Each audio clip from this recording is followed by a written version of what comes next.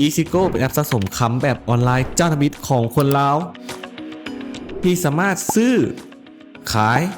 ถอนคำสะสมคำครบจบในแอปเดียวนอกจากนี้ยังสามารถวางแผนสะสมคำได้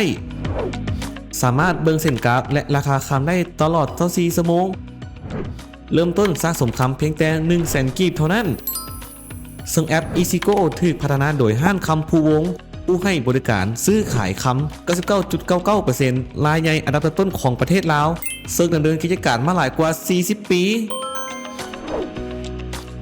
โดยจุดประสงค์หลักและแรงบันดาลใจในการสร้างแอปพลิเคชัน EasyGo ขึ้นมานั้นเพราะว่าเขาอยากแก้ไขปัญหาความยุ่งยากในการเดินทางไปซื้อคำที่หน้าห้างลดพรความไม่อัดลดพรอุบัติเหตุที่บ่คาดคิดที่จะเกิดขึ้น